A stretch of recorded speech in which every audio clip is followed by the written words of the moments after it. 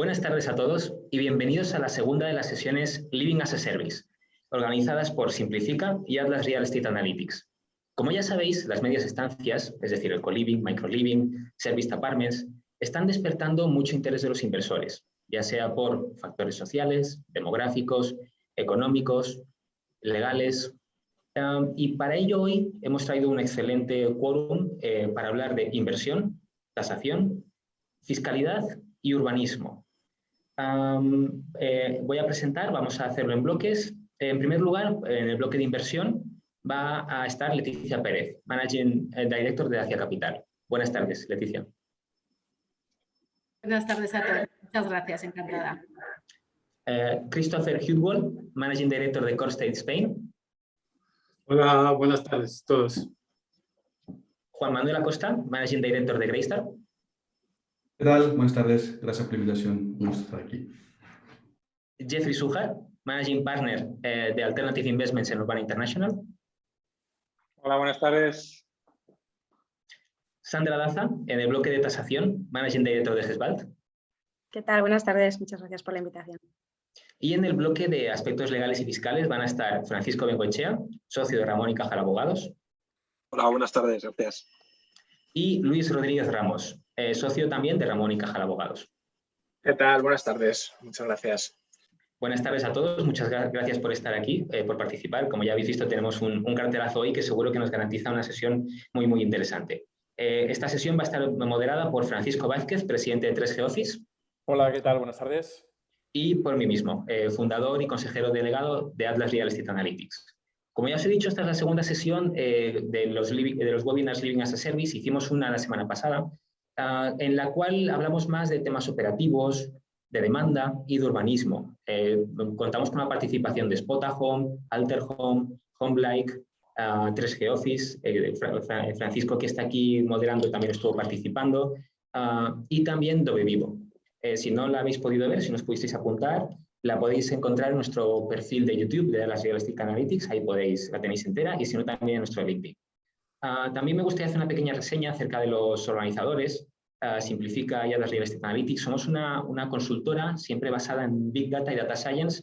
En este caso hemos hecho una unión para dar un servicio muy singular en el mundo de las medias estancias. Nuestro sector todavía un poco opaco, no tiene mucha información, no tiene información pública, y nosotros pues tenemos ese servicio de consultoría muy singular. Y también me gustaría explicaros un poco cómo va a ser la sesión de hoy. Vamos a dividirla en dos bloques, como os he comentado. Primero el bloque de inversión y tasación, y luego el bloque de aspectos legales. Por supuesto, podéis hacer vuestras preguntas, está abierto a preguntas, en las cuales al final de la sesión las leeremos y las dirigiremos a cada uno de los ponentes, al que sea más adecuado. Entonces, sin más dilación, vamos con el primer bloque, el bloque de inversor, que va a comenzar Jeffrey con una pregunta muy abierta. Jeffrey, ¿tú sabrías o podrías definirnos, cuando hablamos de Living as a Service, a qué nos referimos? ¿De qué estamos hablando? Bueno, gracias Alejandro y a Atlas Simplifica por esta magnífica iniciativa. La verdad es que la temática es, por lo menos el título es apasionante, ¿no? Living as a Service. Yo he pensado, digo, bueno, pues en vez de daros la típica introducción de datos y de cientos y miles de millones que estamos invirtiendo todos, digo, bueno, ¿qué creo realmente que va a ser? Yo creo que hoy no existe el Living as a Service como tal, ¿no? Creo que es un momento apasionante de real estate, pero sí que me atrevo a intentar adivinar hacia dónde vamos, ¿no? Cuáles son las tendencias y qué va a ser el real estate en pocos años, ¿no? Como decía, creo que es un momento apasionante para todos los que nos dedicamos al real estate. Es un momento en donde incluso la pandemia, ¿no? Nos ha enseñado que ya no necesitamos una oficina para trabajar, ni una tienda para comprar, ni un gimnasio para entrenar, ¿no? O sea, que todo ese real estate que dábamos por supuesto que íbamos a necesitar muchos años, pues nos hemos demostrado que realmente no es así, ¿no? Y que, de hecho, la mayor parte de la gente joven pues prefiere usar cosas a tenerlas, ¿no? O sea, hay una tendencia clara a tener cada vez menos cosas, pero en cambio a consumir experiencias, en el fondo, a comprar servicios, ¿no? Yo creo que la pregunta que nos tenemos que hacer hoy es no tanto dónde está el interés del inversor hoy, sino dónde quiere la gente trabajar, comprar o vivir mañana, ¿no? O sea, realmente hacia dónde van los gustos de las personas y hacia dónde deberíamos dirigir nuestro enfoque de producto y servicio de real estate, ¿no? En este sentido, creo que algo que está cambiando todo es la tecnología. Todos estamos en todos los sectores expuestos cada vez más a cosas que antes comprábamos y que se han convertido en servicio, desde la música, las películas, las vacaciones, ya las consumimos de otra manera. Y el real estate no va a ser distinto, ¿no? Yo creo que vamos a ver pronto el espacio, el space as a service, el living as a service, como algo que vamos a consumir en un formato similar a estos otros sectores, ¿no? Que es más como en formato experiencia y que me ayuden a hacer las cosas que me apetece hacer o que necesito hacer, ¿no? Es una realidad mucho más líquida que antes, ¿no? Los formatos de oficina, vivienda, todo esto va a cambiar.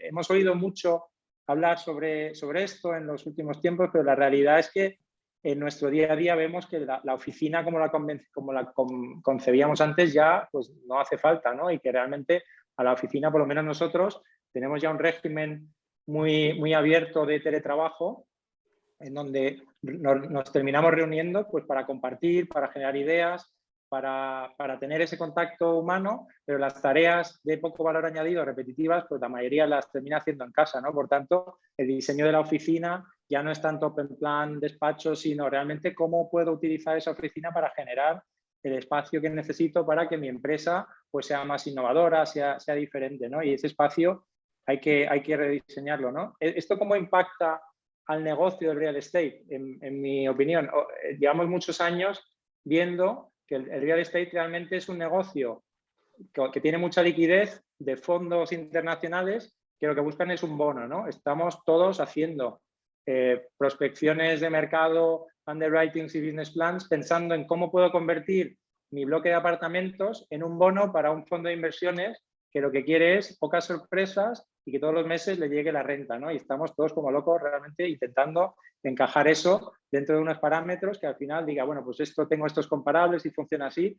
Y yo creo que la sociedad va por otra vía radicalmente distinta, ¿no? Yo mirando hacia adelante pienso que todos debemos ser conscientes de que poco a poco esto va a pasar de ser un negocio de cobrar rentas a ser un proveedor de servicio, ¿no? Esto para mí es el tema más importante en donde todos tenemos que trabajar y que yo creo que el futuro va por aquí.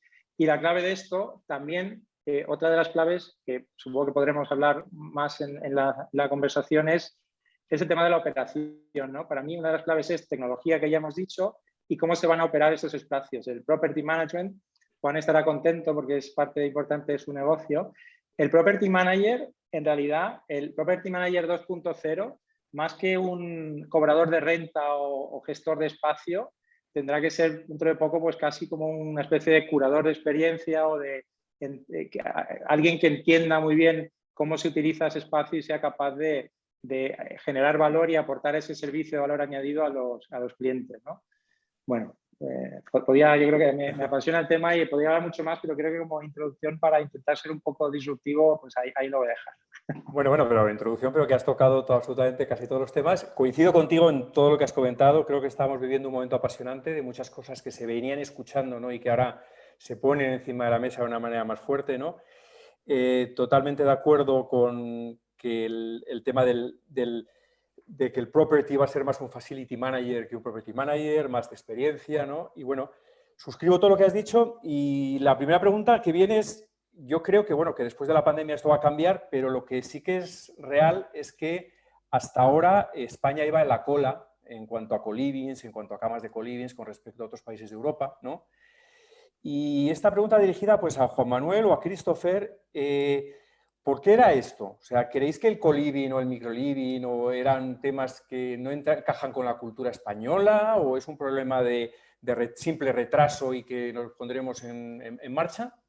No sé, Juan Manuel, Christopher, ¿quién quiere empezar? Bueno, si habláis de la cultura española, yo dejo a Juan Manuel empezar, siendo el guiri aquí.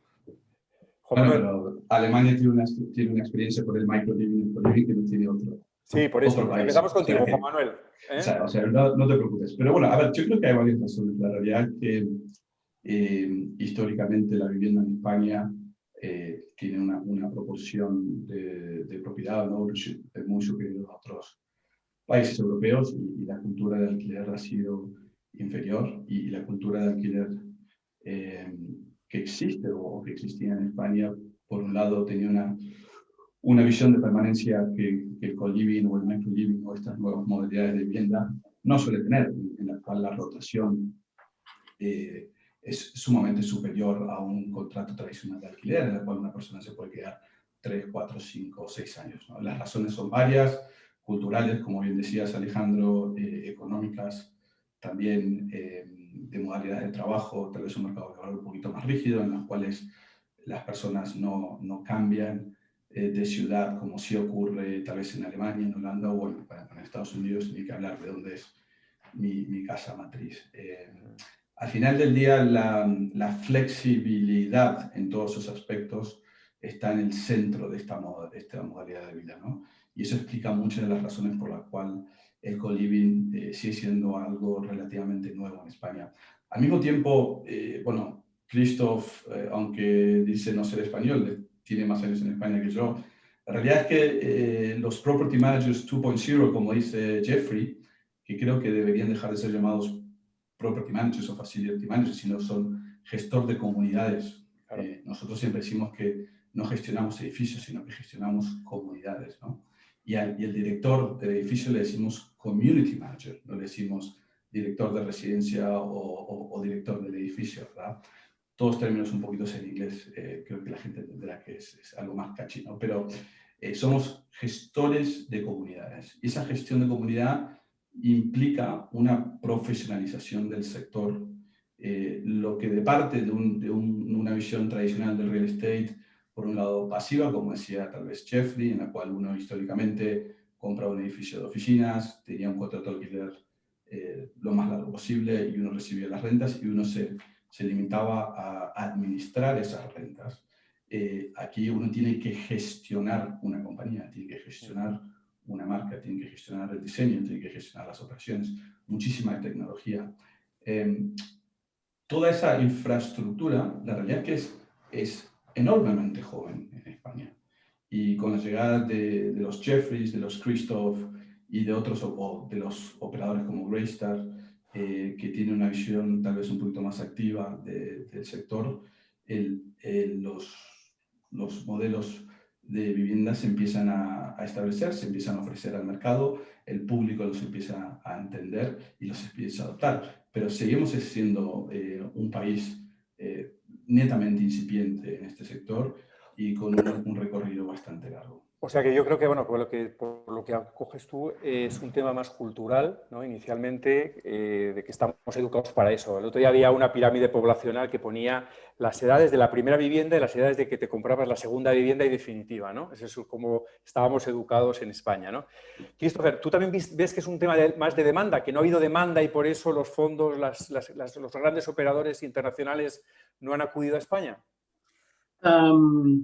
Pues sí, yo creo que es cierto que también, si yo siendo alemán, siempre he observado esta gran diferencia entre estos dos mercados, que en Alemania la tasa de propiedad está en un 30% y de alquileres en un 70%, y en España es precisamente al revés, con lo cual la cultura de comprar y tenerlo en propiedad aquí está bastante más fundamento de la cultura que en otros países, y por lo tanto, claro, los modelos que están basados en el modelo de alquiler pues han tardado más en llegar. Yo creo que una cosa que ha dinamizado esto muchísimo son las crisis que hemos vivido, que estamos viviendo. Es que no olvidemos que ahora mismo estamos, ojalá, ya saliendo de la segunda crisis global, fundamentalmente cambiando también nuestra manera, creo, de mirar al futuro. Y la crisis financiera, desde luego, ha sido un momento de inflexión, yo creo, por meras necesidades, porque el mundo acabó bastante en apuros en muchos casos, entonces se buscaban modelos también de asequibilidad, de accesibilidad a otros modelos, y creo que en ese momento llegaron estos modelos que se habían explorado en otros mercados, en otros países, y llegaron aquí. Claro. Nosotros en CoreState, precisamente después de la crisis financiera, llegamos aquí para iniciar, tanto como igual que Jeffrey, o Juan Manuel, empezar con el tema de residencia de estudiantes. Es justo en este momento. Entonces, a la vez que se está copiando un poco los modelos internacionales, se crea una necesidad. Y el tema del co-living, que ahora está de moda, absolutamente está de moda, pero yo creo que hay un tema importante. Yo creo que cada uno tiene su apreciación. Yo creo que estamos ahora últimamente en muchos de estos foros y estos paneles para aclararnos un poco la idea de cuál es el co-living, ¿no? Y creo es al final un producto residencial que provee espacio habitable a un mercado muy necesitado. Y esto tiene mucho que ver también bueno, la accesibilidad a financiación, la disponibilidad de dinero que tiene la gente, cuánto te cuesta comprar y cuánto dinero necesitas aportar. Es decir, si tú necesitas un 30% ahora mismo de capital propio para conseguir una financiación, ya mucho dinero necesitas, con lo cual no te lo puedes permitir con 22 años.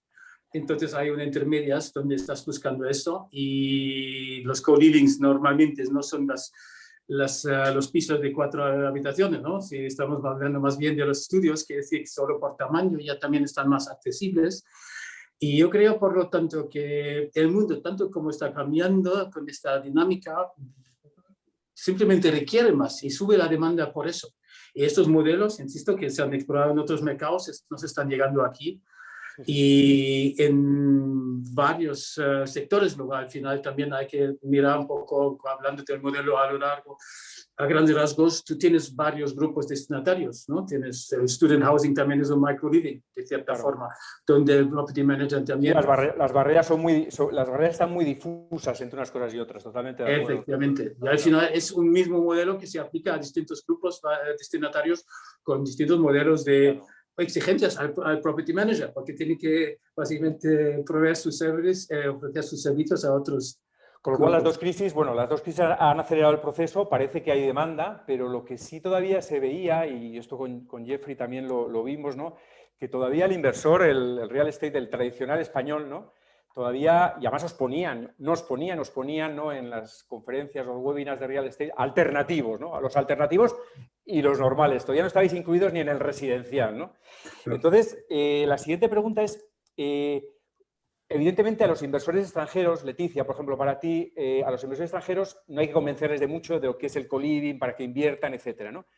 Pero ya el inversor español, ¿cuesta o qué mira un inversor? ¿Cuál es el tipo de inversor que invierte en un co-living? ¿Vale? Yo empezaría, creo que por hablar que yo creo que no está costando, ¿no? que los inversores vengan al co-living, ¿no? Inviertan en el co-living, primero porque estamos en un entorno muy favorable para el real estate en general, ¿no? Pues entornos de máxima liquidez, tipos de interés en mínimos históricos y en concreto en el residencial, ¿no? Que debido sobre todo a la pandemia pues ha demostrado ganarse bien el apellido de resiliente, ¿no?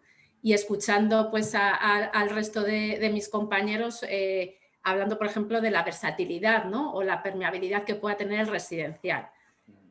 Si bien es verdad que al final co-living es algo nuevo, incipiente en España, ¿no? Con lo cual todavía, y yo creo que lo habéis apuntado alguno de vosotros, hay ciertos parámetros que todavía se están dibujando, ¿no? En cuanto a cómo se van a operar, ¿no? Van a ser contratos de gestión, el inversor va a seguir, ¿no? Tradicional, queriendo un contrato de arrendamiento, un bono, ¿no? Que le asegure y que no le dé problemas. ¿Cómo van a ser esas salidas, ¿no? en venta? Pues en otros sectores o en otras tipologías las tasas de rentabilidad y de salida ya están fijadas y sabidas, ¿no? Yo creo que uno de esos temas en el co-living todavía está por definir, ¿no? Pero es una fórmula que además también lo habéis apuntado, creemos que con la pandemia pues todas las tendencias se han acelerado, ¿no? Y el co-living al final lo que busca, lo ha dicho Jeffrey, es la flexibilidad y es la experiencia, ¿no? Y todo eso se ha acelerado, ¿no? Las nuevas formas de vivir y de trabajar. Y eso sí que yo creo que ha venido para quedarse. Totalmente de acuerdo. Jeffrey, ¿el inversor y operador han de ser el mismo? O el otro día en el webinar anterior hablábamos de que tenían que ser claramente distintos. Una cosa es operar y otra cosa es invertir. ¿Qué opinas de eso? Bueno, eso es una muy buena pregunta y ¿no? Me encantaría tener la respuesta clara, ¿no? Yo diría, no por hacerlo a la gallega, pero que depende un poco, ¿no? Depende de cuál es el perfil del inversor, cuál es su perfil de riesgo, si realmente el inversor tiene una visión de medio plazo, de largo plazo, si quiere una salida rápida. Yo personalmente creo que, como decía un poco en la introducción, para poder desarrollar el nuevo modelo de real estate y ser lo más atrevido posible y estar lo más cerca del cliente posible, cuanto más controles la operación, más posibilidad tendrás de adaptar tu propuesta de valor realmente a lo que está pasando en cada momento, ¿no? Si lo que tienes es un contrato de arrendamiento a largo plazo, lo que tienes es un bono, pero no se está necesariamente generando valor para el activo. Si tienes un contrato de management, estás pues con un operador profesional, pero no necesariamente siempre, digamos, 100% alineado contigo o con la misma visión que puedas tener tú.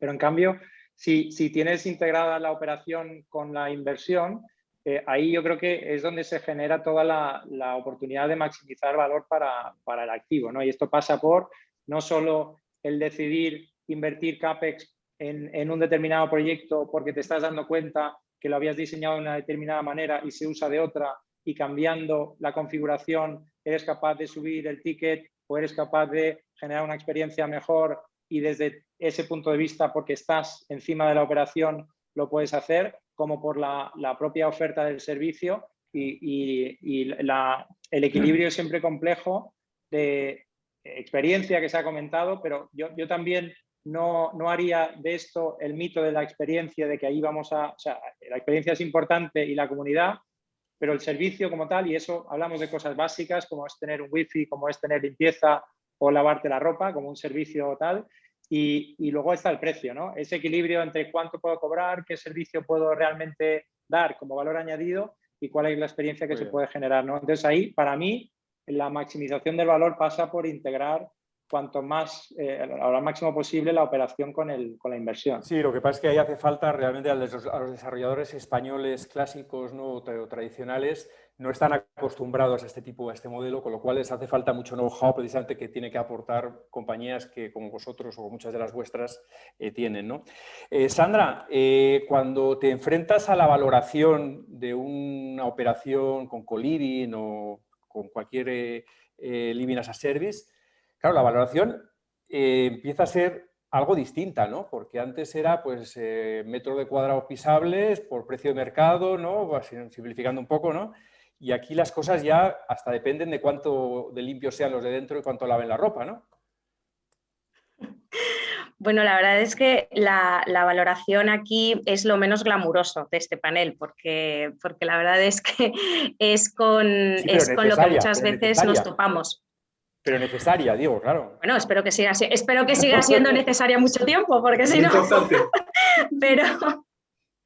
pero es cierto que tiene, o sea, estos modelos nuevos tienen ciertas limitaciones. Y lo comentaba el otro día cuando preparábamos esta charla, ¿no? Uno de los grandes retos es que trabajamos con una normativa que es original de los 80, ¿no? Del 84, ¿no? Y bueno, ya sabemos todos que en los años 80 ni por asomo pues pensábamos que iba a haber modelos tan flexibles, modelos mixtos como un co-living o un coworking u otros modelos a los que ahora mismo pues nos parecen de lo más normal, ¿no? Entonces, esa es una de los grandes retos. Entonces, bueno, a la hora de encarar un proyecto de co-living, pues la verdad es que una de las cosas que comentaba ahora Jeffrey creo que es muy importante, hay que entender muy bien los distintos modelos de gestión, ¿no? Porque desde el arrendamiento de vivienda tradicional, añadiendo pues, servicios adicionales, hasta el modelo más parecido al hotelero. Es una variedad ¿no? que influye en gran medida a la hora de valorar los sectores dedicados a este uso. Por lo tanto, es muy importante también, a efectos de la valoración, identificar y entender muy bien en qué punto de ese espectro se encuentra cada proyecto, ¿no? a la hora de realizarlo. Y luego es verdad que hay determinadas dificultades que son específicas, ¿no? para valorar un co-living. Y unida a la de la propia metodología, pero fundamentalmente hay una dificultad que es la parte urbanística, ¿no? aunque luego hay un bloque específico de urbanismo que es un bloque legal, pero a efectos de valoración, es decir, a efectos... Incertidumbre, ¿no? Incertidumbre, ¿no? También. Claro, efectivamente, a excepción de la legislación, creo que es la catalana, ¿no? O sea, las leyes de suelo autonómicas y los planeamientos municipales pues, no regulan expresamente el coliving, ¿no?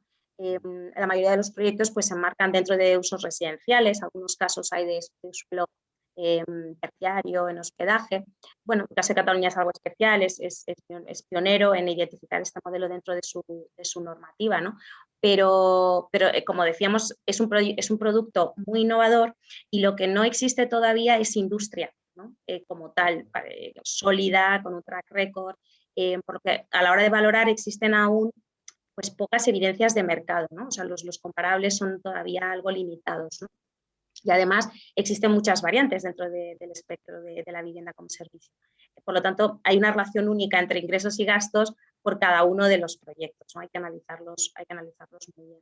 Y luego los agentes pues también se han posicionado en este segmento, bueno, aquí tenemos algunos de ellos, pero son muy variados también. Hay grandes inversores, hay grandes fondos, pero también hay inversores más de tamaño medio, ¿no? O sea que verdaderamente si tuviésemos que hacer unos puntos, unos highlights, ¿no? De las mayores dificultades, pues es la falta de industria todavía, de suficientes evidencias de mercado, y luego muy importante, creo que además lo han comentado en el chat, las trabas, ¿no? Las trabas legislativas que aún existen y que no regulan de una manera adecuada un concepto nuevo como es el coliving. Muy bien, muchas gracias, Sandra.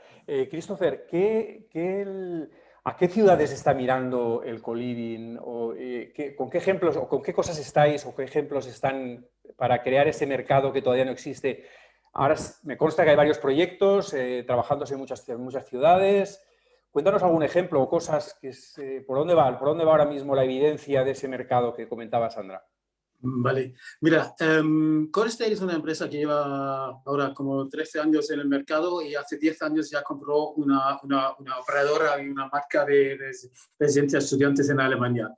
Entonces, básicamente es una empresa que tiene en sus genes el tema de microliving, ¿vale? Y a partir de ahí, de residencia de estudiantes, se ha desarrollado un modelo de service departments, que básicamente es un producto que está pensado para viajeros de negocios, gente que está destinado a una ciudad como Madrid o París o Londres o lo que sea, para una temporada, entonces una estancia quizá media de un mes, de 2 meses, 3 meses, y para ambas cosas se ha creado una marca.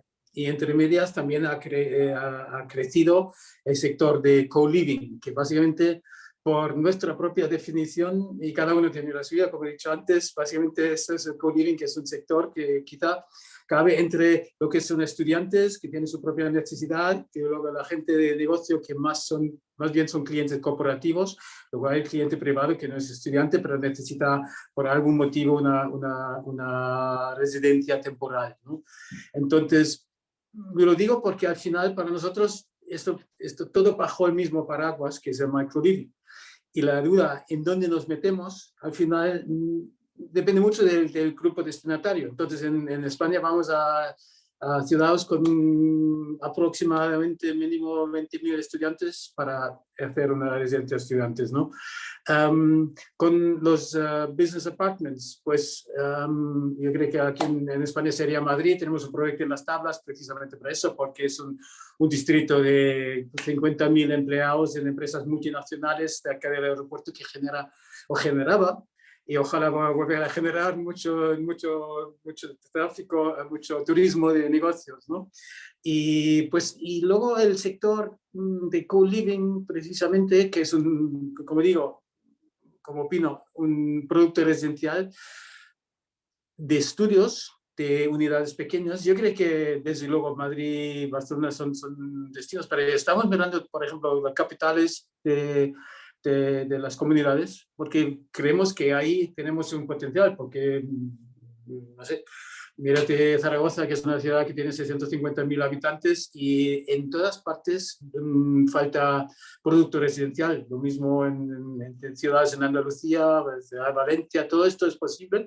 Yo creo que hay el reto es siempre encajarlo en las rentas que pides, porque al final y al cabo estamos hablando, a pesar de tener una unidad pequeña, tiene un coste operativo que se añade a las rentas. Y para estar competitivo a la vez, entonces tú tienes que dar algunas ventajas. Y pensamos que el pricing, el precio de la renta al final es el factor competitivo número 1, independientemente de luego ofrecer comunidad, si no lo conoces, claro, sobre todo si no lo conoces al principio, te fijas más en la renta, ¿no? Sí. Claro, Juan Manuel, en vuestro caso, ¿hacia qué estáis apuntando? También Madrid, Barcelona, ¿vosotros estáis más centrados en el co-living? Sí, a ver, quería hacer un comentario sobre las dificultades de la regulación que decía Sandra, la falta de claridad en el Lo que pasa, bueno, sí, después voy a ir rápido a la pregunta. Yo creo que para dar un poquito de confort, no hay ningún mercado europeo hoy que no tenga dificultades en cuanto a regulación y dificultades de urbanismo, y eso es una de las razones por las el producto es tan defensivo, ¿no? Entonces, para dar una nota positiva al punto de regulación que todo el mundo está tan preocupado. Por otro lado, ¿a qué apuntamos nosotros? Nosotros tenemos en residencias de estudiantes, estamos presentes en 20 ciudades españolas y creo que estamos conformes con esa exposición. En lo que es micro-living, que es nuestro producto, entendiendo por micro-living que son todas unidades independientes con sus cocinas y amuebladas y que comparten una serie de amenities dentro del edificio, o sea, no tenemos el producto cluster o co-living tradicional, como se entiende.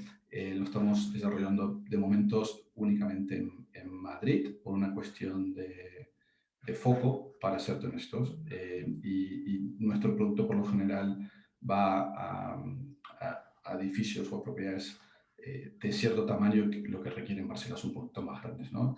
Estamos muy focalizados en el affordability, en rentas asequibles para el producto, y para eso necesitamos tener un volumen de viviendas importante. Creemos que Barcelona probablemente puede hacer, hay que tener mucho cuidado ahí con la regulación. El norte de España creo que presenta condiciones interesantes, si bien las poblaciones son más pequeñas, las dificultades para el acceso al suelo son muy grandes. Entonces, Bilbao, en San Sebastián hemos visto proyectos y de a poco empezaremos a ver el resto del país. Muy bien, muchas gracias, Juan Manuel. Leticia, cuando te enfrentas a un solar, ¿cómo decides si es residencia, si decides invertir en residencia de estudiantes, en co-living, en micro-living, en cualquiera de esas tipologías? ¿Qué aspectos son los decisores? A ver, nosotros venimos de la parte promotora, ¿no? Y estamos especializados en el centro de la ciudad, y la lógica es un poco la misma, ¿no? Es decir, comenzamos como siempre con la ubicación, pues es lo primordial, y a partir de ahí nos adaptamos, ¿no? Un suelo está claro que nos da muchísimo más flexibilidad, y en una rehabilitación que nosotros hacemos también mucho, pues tienes en juego temas urbanísticos, de protección, morfología del edificio y demás. Nosotros lo que apostamos es por la versatilidad, es decir, que nosotros podamos, si identificamos que hay una ubicación que es interesante, encajar cuál es el mejor público, ¿no? Pues nos encontramos con ubicaciones que son más joven, otras zonas que son más centradas en viajes de negocios, otras que pueden tener un híbrido y, ¿no? que puedan tener un co-living, ¿no? Pero la ubicación siempre es la primera, marca, ¿no? la primera que marca, ¿no? A mí me gustaría, perdona, y saltar un poco con lo que has dicho antes, que no te he contestado claramente a la primera pregunta, y es cuando hablabas de si los inversores están entrando, ¿no? en el inversor tradicional. Y cuando decía que está todo por definir, es que nosotros creemos que el inversor que está ahora activo es un inversor más atrevido, con un capital más caro, y que realmente el inversor más tradicional o más core quizás espere un poco más a que estas variables, ¿no? a que otros lo hagan, ¿no? Y los parámetros de rentabilidad pues ya quede más claro, y que el co-living sea ya un asset class con su definición, ¿no? Claro. Y bueno, pues por eso nosotros somos inversores de valor añadido, por eso estamos aquí, ¿no? Porque claro, nosotros somos capaces de incorporar ese valor añadido y de estudiar en cada caso cuál es el mejor encaje, ¿no? Y para nosotros todo parte de la ubicación. Sí, es lo que comentaba Sandra, al final es hacer mercado, dar solidez al producto, ¿no? Jeffrey, también tú lo opinas lo mismo, ubicación, y supongo que pricing te viene con la ubicación, ¿no?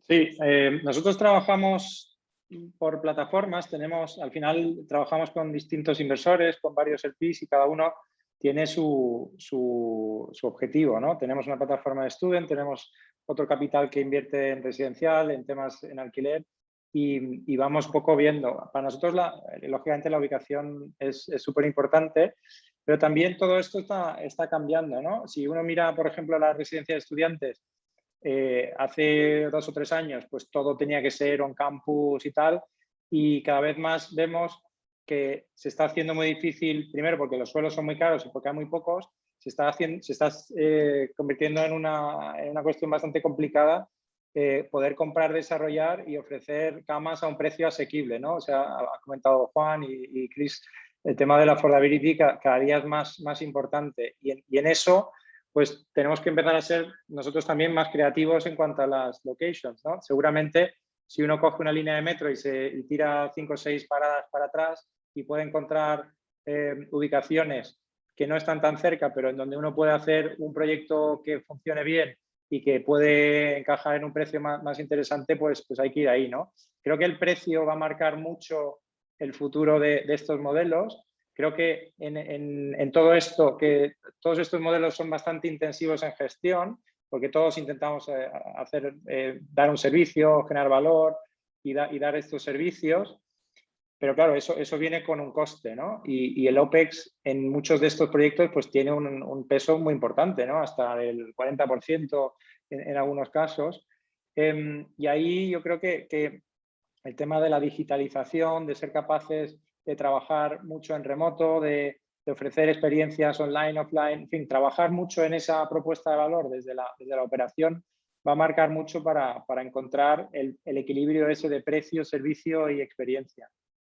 No, yo desde luego, no, todo de acuerdo, yo creo que a la ubicación, esto que has comentado es muy interesante porque yo creo que la ubicación, al final, el modelo co-living o los modelos de micro-living pueden ser modelos de regeneradores de ciudad, ¿no? Y que es verdad que puede ser incluso detonante de que una zona cambie, ¿no? De que una zona se revalorice completamente, ¿no? Estamos trabajando, por ejemplo, en el centro de Panamá, en Panama City, y se está regenerando a base de productos de este tipo, ¿no? Entonces yo creo que tiene un papel importante. Si me permites ahí, Francisco, me parece súper importante esta reflexión porque es verdad que casi todos estamos mirando suelos de un determinado tipo para llevar pues a nuestros inversores lo antes posible a la línea de meta, ¿no? Suelos dotacionales para estudiantes, suelos residenciales o terciarios para el co-living, pero hay un montón de oportunidades que están por explorar y que yo creo que en muy poco tiempo vamos a empezar a atacar todos, suelos industriales, áreas de regeneración urbana, mucha colaboración público-privada. Yo no me canso de repetir en estos foros siempre que puedo que es fundamental que la administración se involucre y que les ayudemos un poco con nuestra visión y con el entendimiento de cómo funcionan los inversores y cómo podemos encontrar esas oportunidades, pero hay espacios de regeneración, de rehabilitación, de cambios de uso, que creo que ahí es por donde tenemos que estar investigando todos. Sí, sí, y donde además se puede conseguir incluso mayor rentabilidades, ¿no? Sí, Leticia, perdona. Sí, no, la verdad que me encanta que Jeffy también haya introducido esto porque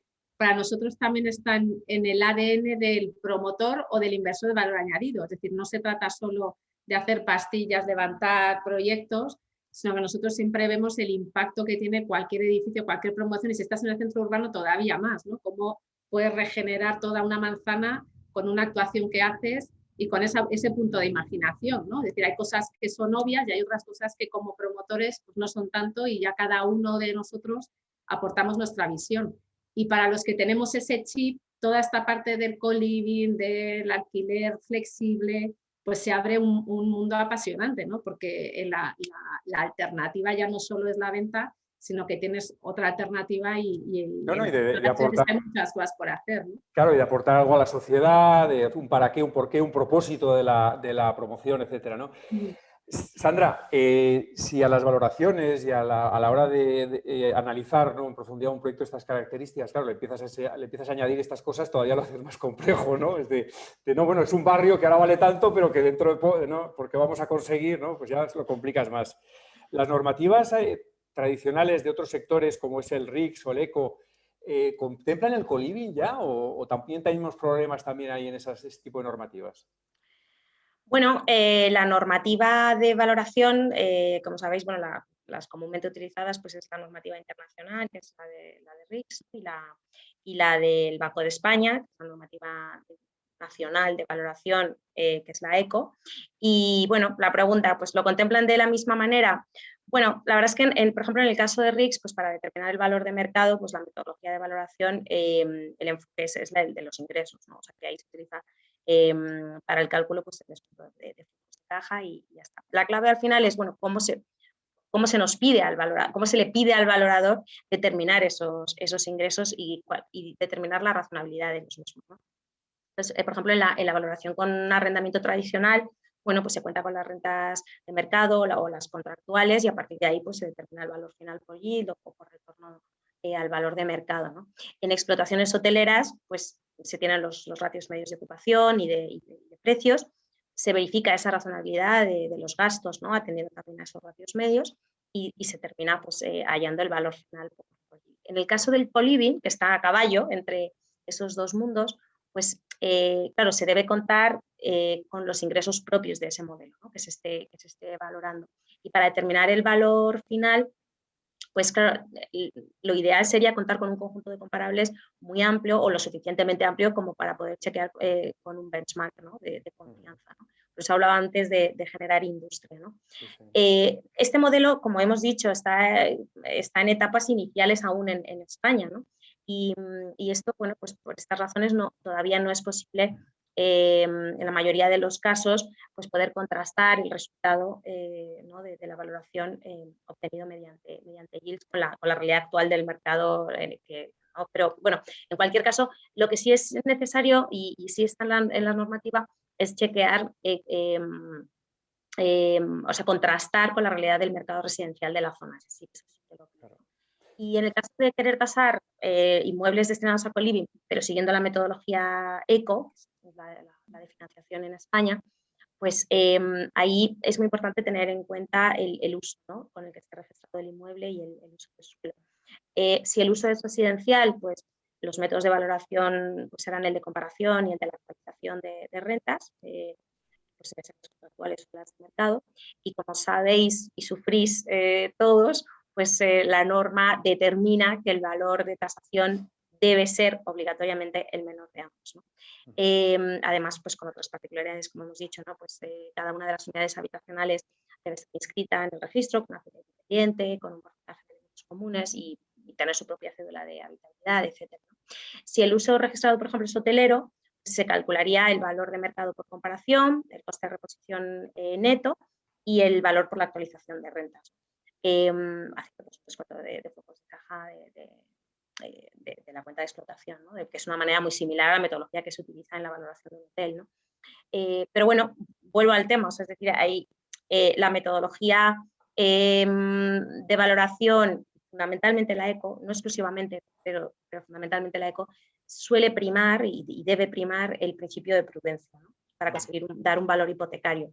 Y debe ser además sostenible en el tiempo, eso dice la norma, ¿no?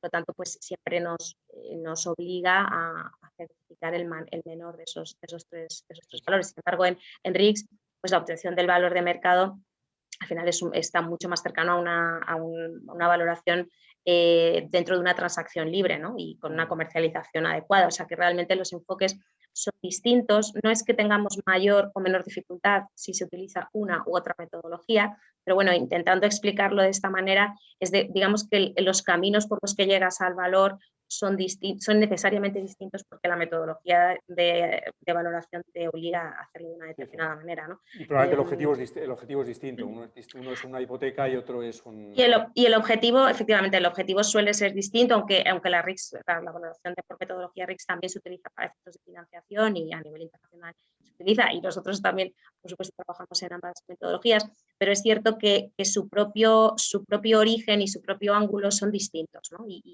Y por lo tanto, pues esos son caminos que hay que transitar pues conociendo cuáles son las barreras de cada uno. Bueno, Sandra, muchísimas gracias.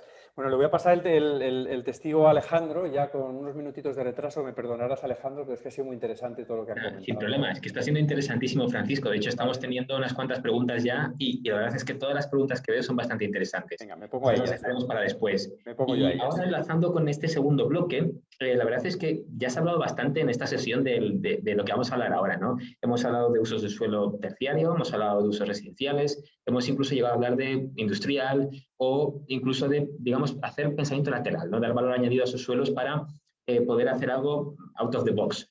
Entonces, ya enlazando con esta parte legal, con Francisco y con Luis, me gustaría hablar de este tema, de los usos urbanísticos, de cuáles son los usos preferenciales y cómo condicionan los tipos de edificios, contratos para hacer un co-living, un micro-living, un service apartment.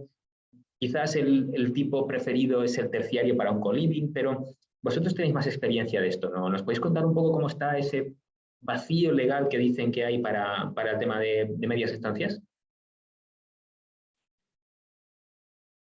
Estáis muteados. Sí, perdonad. Buenas tardes de nuevo. Y bueno, siento no poder ya desde el principio daros la solución porque el vacío legal del que estáis hablando es un vacío muy profundo y que está generando muchas dificultades para ir canalizando las distintas inversiones. Teniendo en cuenta lo que nos decís los clientes y bueno, los inversores, al fin y al cabo, es que en algunos casos pues, los valores de repercusión del uso residencial pues son altos y aconseja pues, comprar parcelas de uso terciario en las que en determinadas ubicaciones pues, pueda llegarse a autorizar un co-living, ¿no? Entonces, en esta franja de usos entre el residencial puro y el terciario hospedaje, desde el punto de vista también de las valoraciones futuras y de la seguridad de la inversión, en el sentido del co-living, en el que hablamos de que se va a dar una unidad habitable, es decir, una vivienda con su cocina, su baño, etcétera, a uno de los co-livers, es decir, que estamos hablando de la puesta a disposición de una vivienda completa, sino de un arrendamiento por habitaciones, que tiene otros problemas y que en el mercado también está. La realidad es que en estas medias estancias el uso característico residencial es el adecuado desde el punto de vista urbanístico.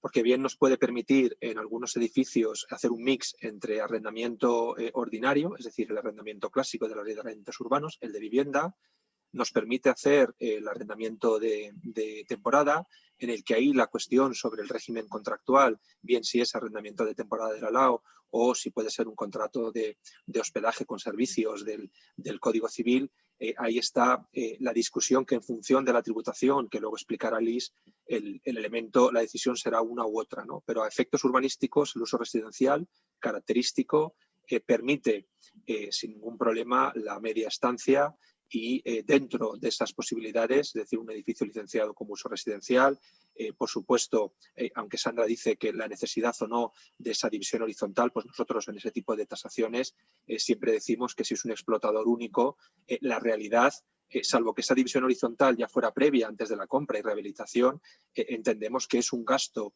muy importante que no debería de exigirse en esa tasación eco si tenemos un edificio legalizado de uso residencial en su totalidad. Por tanto, es un gasto que no debería exigirse, ¿no? En ese contexto, la media temporada, el régimen bien de arrendamiento de LAO de temporada o contrato de hospedaje será una decisión ya más en función del servicio y de la tributación, que luego explicará Luis, de qué tipo de modelos se esté pensando, si luego va a haber una incorporación al régimen de SOCIMI, es decir, al tipo de inversor, ¿no? Solo por aclarar una cosa. Por alusiones, no. Por alusiones, ¿no? No. O sea, no me refería a que fuese obligatorio y sin ello no se puede hacer la valoración o la tasación, sino que es un requerimiento que si no se cumple, que no pasa absolutamente nada, sí debe figurar que no se cumple, simplemente como una advertencia, no como condicionante, sino como advertencia de que no se cumple, pero no como un impedimento, quiero decir, no, quizá me he expresado mal, pero sí. No, esto es como Telecinco, por alusiones podemos todos entender. Entonces, desde el punto de vista residencial no plantea problemas urbanísticos y contractuales tampoco, porque es un uso al que estamos acostumbrados y lo único es que en función de los servicios que se vayan a prestar y de las posibilidades de uso de esos elementos comunes, bueno, pues la realidad es que no hemos inventado el fuego, ¿no? El siguiente paso es la posibilidad de en parcelas de uso terciario de hospedaje, en las que se prevé como uso alternativo este uso de hospedaje o en algunos con otros usos comerciales. La cuestión es el arrendamiento de temporada en el que se ha obtenido una autorización turística para alguna de las tipologías, pues realmente tenemos una explotación que no va dirigida al canal turístico ordinario de habitación por días, sino que está dirigida pues, a un cliente que va a estar una semana, 2 semanas, 1 mes, 3 meses, 5 meses en función de un proyecto, de unos estudios, etcétera, ¿no? Hasta la fecha, nosotros en estas situaciones en las que el que utiliza el inmueble, el usuario, no fija su residencia permanente, es decir, que está justificado que va a ser por un tiempo limitado en función de sus necesidades, no estamos observando problemas desde el punto de vista sectorial, es decir, de comunidad autónoma y autorización turística, ni tampoco desde el punto de vista municipal.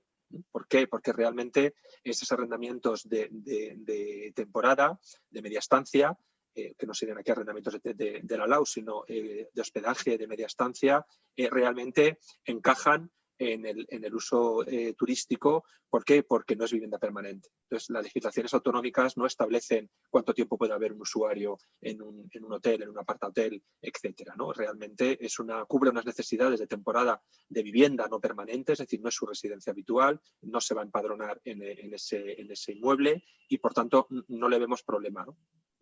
El problema que surge es cuando realmente esos arrendamientos, esas medias estancias, medias estancias, el uso de hospedaje se alargan, ¿no? Este es el reto que realmente la normativa urbanística no está preparada. Es decir, que aunque en Cataluña han regulado las dotaciones mínimas, superficie mínima de ese coliving y de sus espacios comunes que deben compartir, realmente desde el punto de vista hostelero, hospedaje, no tenemos una previsión para regular y que probablemente daría muchos problemas, una vivienda permanente y habitual en un uso terciario de hospedaje. Por tanto, la conclusión es que en el uso de terciario de hospedaje, la media estancia, como uno más de las tipologías que se pueden dar dentro del uso turístico, siempre que no sea una vivienda permanente y esté justificada, que es temporal, el uso de ese espacio, creemos que no hay problema, ¿no?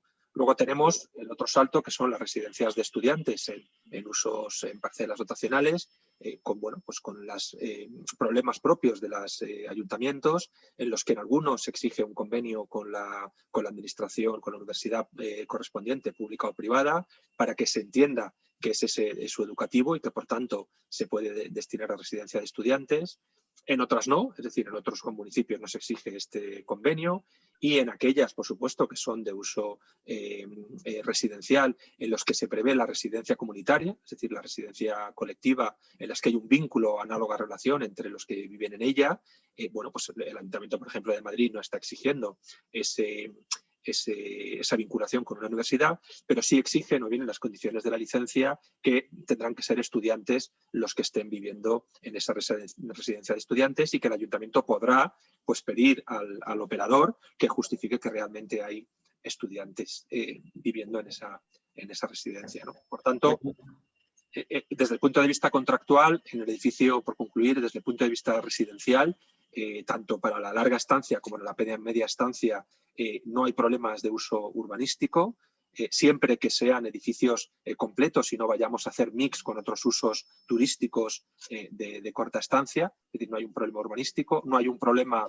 de contrato, es decir, que podremos ir a la vía del contrato de arrendamiento de temporada de LAU, porque es mucho más flexible y realmente lo justificaría, o incluso en función de los servicios y demás caer en contratos de hospedaje, ¿no? Sujetos al Código Civil y que por tanto con mayor flexibilidad y menor protección, ¿no? Aunque ninguno de los dos realmente tiene la protección exacerbada del arrendamiento de vivienda ordinario. Y en el ámbito de hospedaje, pues está claro que ahí el tema de los usos es más complicado cuando la media estancia se alarga, pero tampoco le vemos problemas desde el punto de vista contractual para regular ese contrato de hospedaje, ¿no? Genial. Muchas gracias, Francisco, por la intervención. La verdad es que queda bastante claro. Y por desgracia se nos está echando el tiempo encima. La verdad es que solo nos quedan 4 minutos desde lo que teníamos planeado y tenemos que dar cabida también a algunas preguntas que tenemos que son muy interesantes. Así que, Luis, sin más dilación, me gustaría que nos explicases un poco tu visión acerca de la fiscalidad, ¿no?, en las medias estancias. Bueno, muchas gracias. Buenas tardes otra vez. A ver, voy a intentar ser muy rápido. Yo creo que aquí hay dos temas que nos plantean frecuentemente, ¿no? Los voy a contar y luego cualquier pregunta, cualquier cosa concreta, pues encantado de intentar echar una mano, ¿no? Un tema es el IVA, ¿no? O sea, al final, en el modelo, o digamos en cualquier modelo que haga cualquier inversor, pues va a decir, oye, voy a jugar a deducirme el IVA o a no deducirme el IVA en función de si compro con ITP, si compro con IVA, si compro un edificio que no necesita mucho CAPEX, de mi OPEX y tal. O sea, en definitiva, hay gente que quiere repercutir IVA y que asume que va a cobrar menos renta, y otros que dicen, oye, yo prefiero no repercutir IVA, asumo el IVA que soporte, lo asumo como un coste, porque creo que puedo maximizar mis ingresos y prefiero hacerlo así, ¿no? Entonces ahí el tema, hay un caso en el que está muy claro, es decir, cuando yo le alquilo el edificio a un operador para que ese operador sea el que se dedique a gestionar el co-living, pues ahí habrá IVA, ahí no hay duda. Y en los casos en los que lo exploto yo directamente y no utilizo y no se lo alquilo a un operador, ahí la cuestión será qué servicios presto adicionalmente al arrendamiento, ¿no? Lo que dice la ley de IVA, y ha explicado tributos en bastantes consultas, y es bastante, digamos que está bastante aceptado, es que en aquellos casos en los que, además de alquilar, presto servicios propios accesorios propios de la industria hotelera conjuntamente con el arrendamiento, pues el arrendamiento estará sujeto a IVA como si alquilase una habitación de hotel.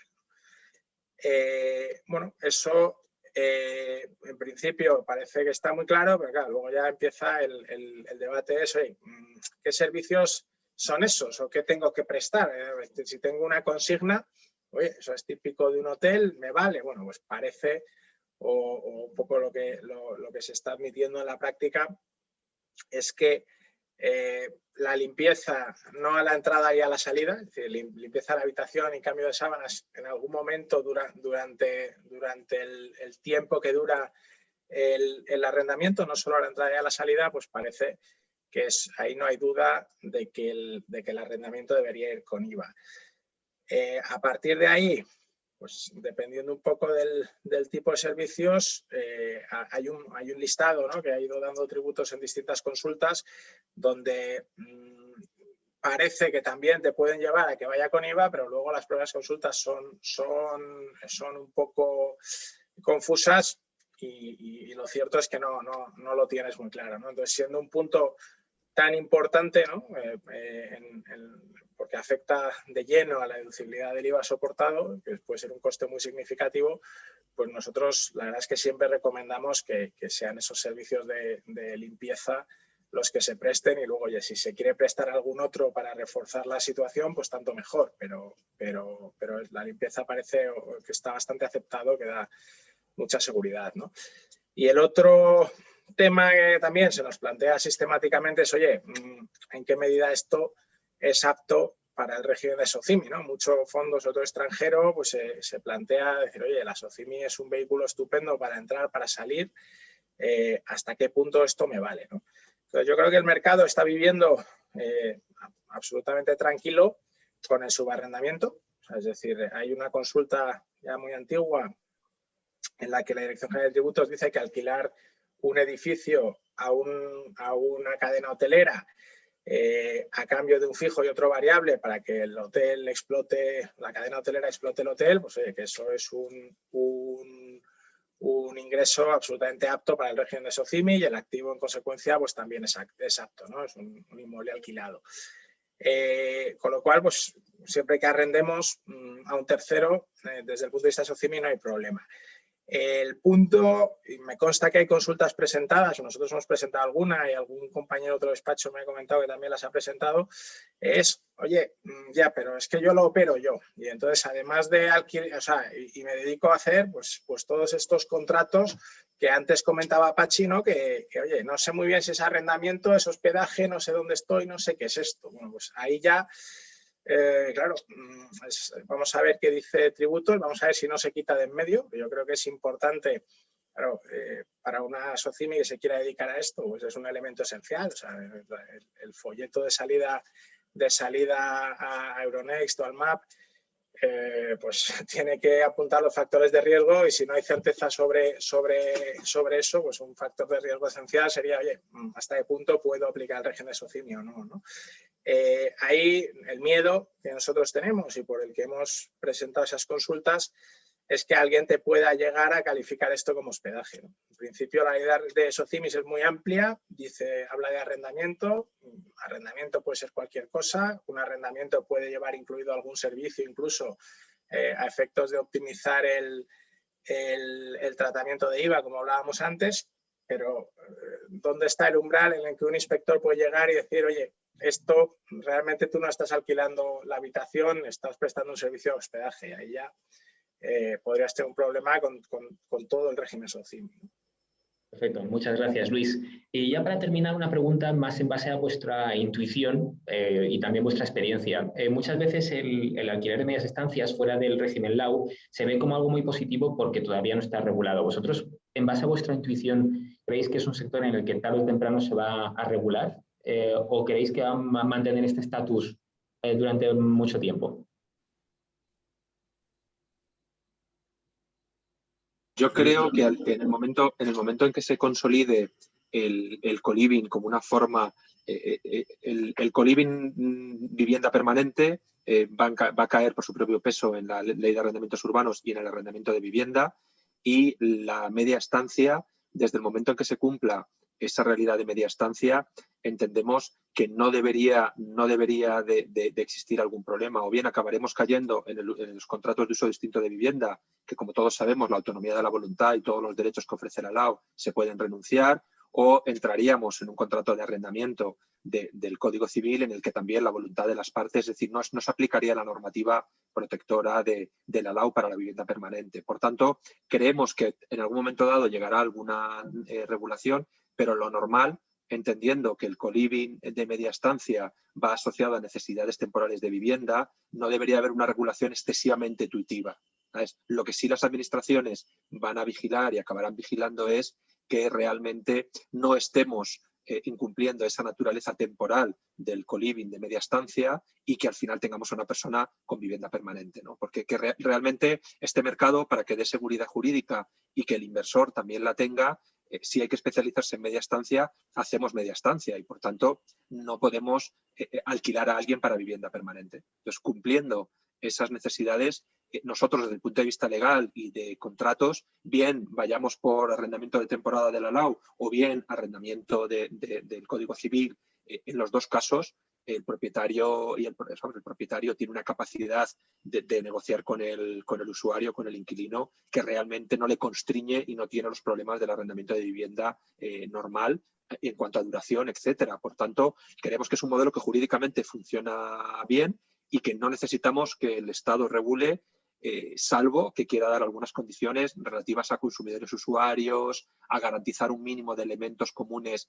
para que se pueda prever ese llamado co-living, es decir, por ejemplo, la unidad mínima de vivienda que se está haciendo aquí, por ejemplo, en Madrid, en Cataluña ya son 24 metros y una serie de superficie de usos comunes. En Madrid realmente lo que se está haciendo es aplicar el programa mínimo de vivienda, o bien un estudio o bien un apartamento, creo que son 25 o 40 metros cuadrados, pero realmente lo que le preocupa a la administración es las condiciones de habitabilidad. Y está claro que todos los inversores que están aquí van a dar un producto en condiciones de habitabilidad. Y por tanto, sí. Perdón.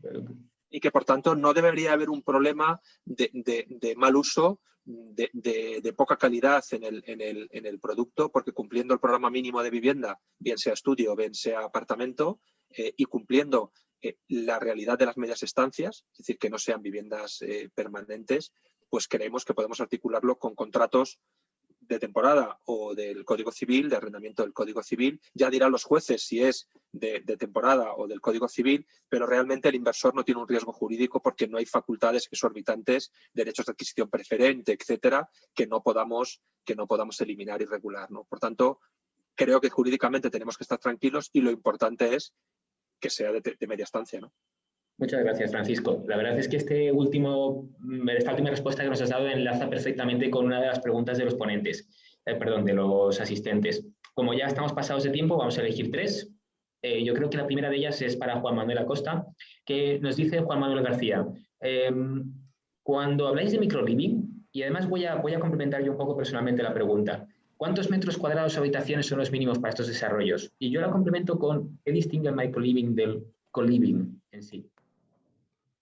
Sí, digamos, la realidad es que no hay un mínimo de metros cuadrados. En nuestro caso, el estudio más pequeño tiene aproximadamente 35 metros cuadrados, número 1.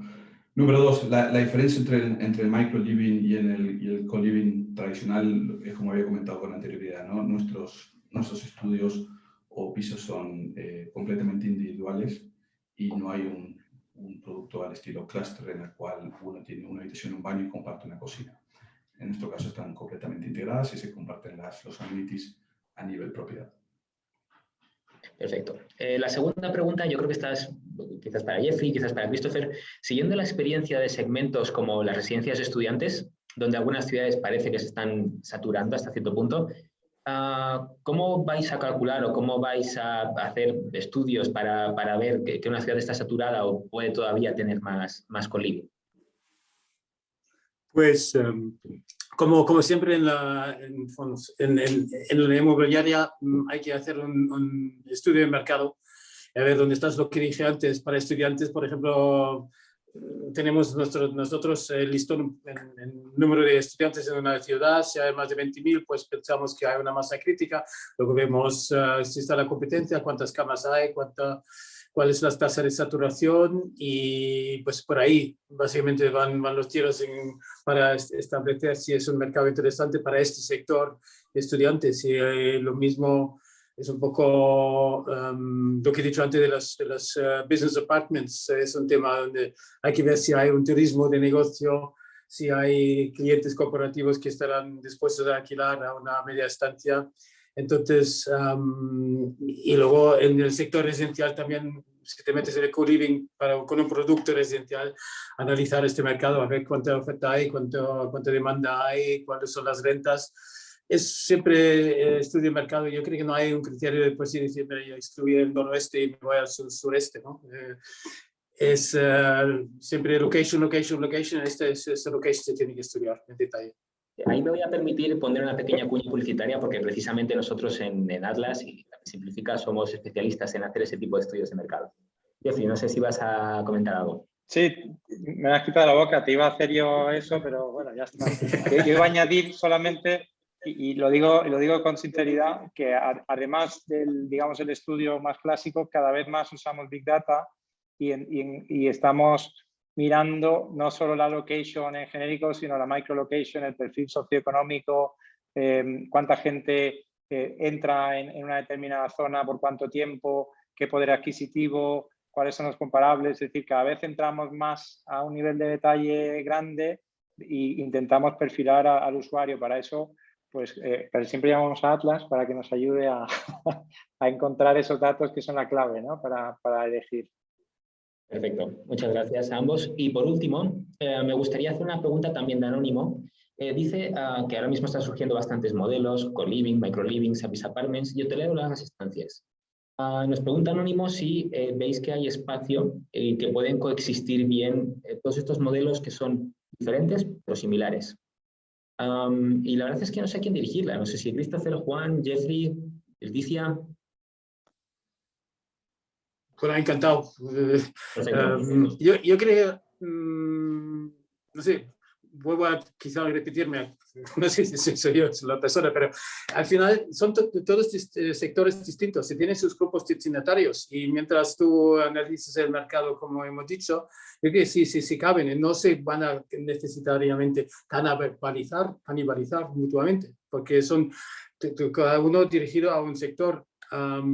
Y en España, sobre todo, como hemos establecido muy al principio de esta sesión, es un mercado donde todavía hay mucha demanda y mucha necesidad de recuperar y de desarrollar estos segmentos comparado con otros mercados. Con lo cual, yo creo que para los próximos años todavía nos tenemos un recorrido bastante seguro para poder tener proyectos exitosos y generar beneficios ahí mientras hagamos nuestra labor y analicemos bien antes de invertir. Genial, pues muchísimas gracias a todos, tanto a los ponentes como a los oyentes. Ha sido una sesión muy interesante y también me gustaría que supieseis que la vamos a colgar en las redes sociales para que la tengáis en diferido si no habéis podido estar. Así que muchísimas gracias a todos y seguro que nos veremos en otra. Muchas gracias a todos. Gracias. Hasta luego. Gracias. Hasta luego. Hasta luego. Chao.